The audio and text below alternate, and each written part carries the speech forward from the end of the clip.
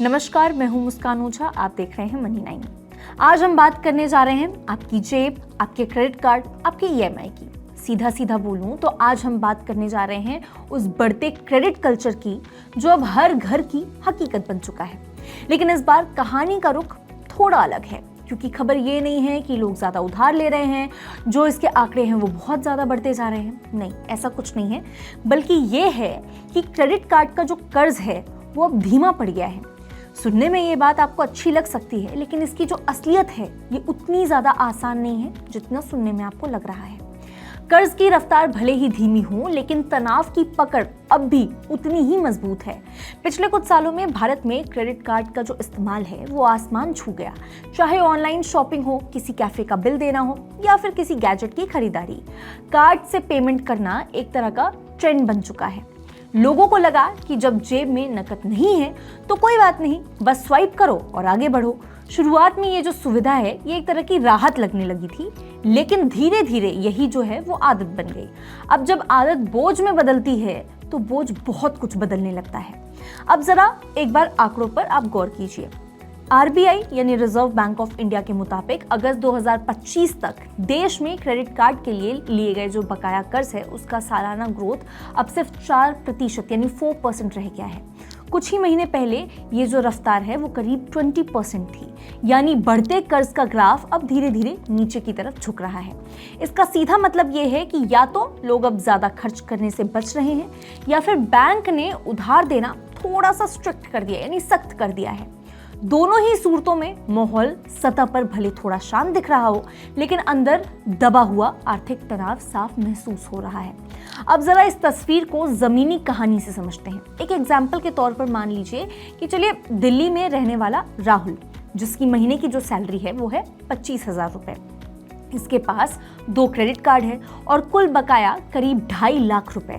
राहुल कुछ महीने बस मिनिमम पेमेंट करता है और जो बाकी रकम है वो अगले महीने के बिल से जोड़ दी जाती है। शुरुआत में उसे लगता है कि ये तो बहुत ईजी है, बहुत आसान है, धीरे धीरे चुका दूंगा, लेकिन फिर ब्याज बढ़ता चला जाता है और आज उसकी जो आधी तनख्वाह है सिर्फ और सिर्फ ब्याज में चली जाती है।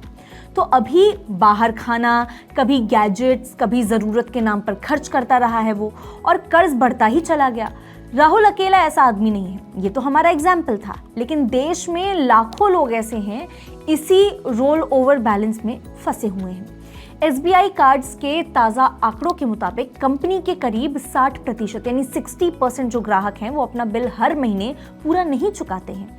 वो ईएमआई पर टिके रहते हैं या फिर रोल ओवर पर, यानी लोग अपनी आमदनी से ज़्यादा खर्च कर चुके हैं और अब इस बोझ को किश्तों में ढो रहे हैं। बाहर से सब कुछ नॉर्मल दिख रहा है, लेकिन अंदर कर्ज का जो दबाव है वो हर महीने बढ़ता चला जा रहा है। इस पूरे खेल के एपिसेंटर को भी हम समझने की कोशिश करते हैं। देखिए, क्रेडिट कार्ड और पर्सनल लोन ऐसे लोन होते हैं जिनके पीछे कोई गारंटी नहीं होती। इन्हें बैंकिंग की भाषा में असुरक्षित लोन कहा जाता है, यानी अगर ग्राहक पैसा वापस नहीं करता है तो बैंक के पास वसूली का जो ठोस जरिया है वो नहीं होता।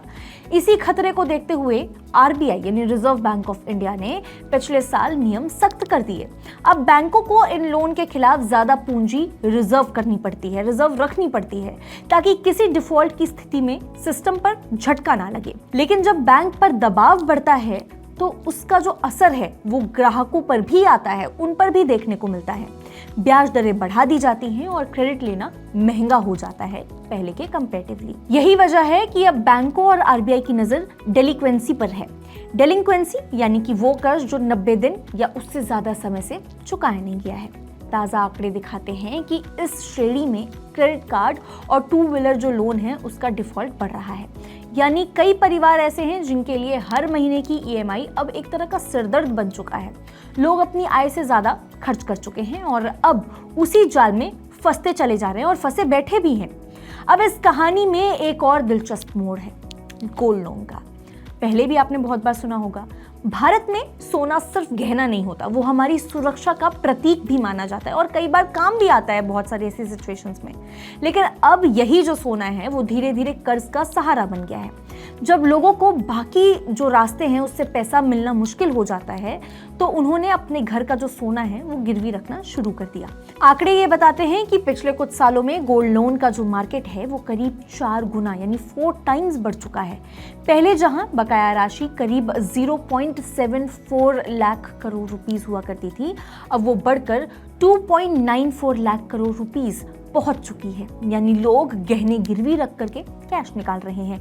बैंकों के लिए गोल्ड लोन सिक्योर माने जाते हैं क्योंकि इसके पीछे सोना होता है, लेकिन इसमें भी अच्छा खासा खतरा छिपा है। अगर सोने की कीमत नीचे गई तो बैंक के पास रखा जो गिरवी माल पड़ा हुआ है वो अपनी वैल्यू खो देगा और घाटा दोनों तरफ से झेलना पड़ेगा, बैंक को भी और ग्राहक को भी। यानी तनाव जो है वो सिर्फ कार्ड से कर्ज लेने में नहीं है, गोल्ड लोन में भी सिस्टम एक अदृश्य दबाव जो है वो झेल रहा है। अब सवाल ये उठता है कि अगर क्रेडिट कार्ड का कर्ज घट रहा है तो फिर आरबीआई को टेंशन किस बात की है, उसको तो खुश होना चाहिए। इसका जवाब ये है कि क्योंकि ये जो गिरावट है सिर्फ ऊपर से दिख रही है, अंदर की जो हकीकत है अब भी उतनी ही नाजुक है। लोगों ने शायद नया कर्ज लेना थोड़ा कम कर दिया हो, लेकिन पुराने कर्ज अब भी सिर पर चढ़े हुए हैं।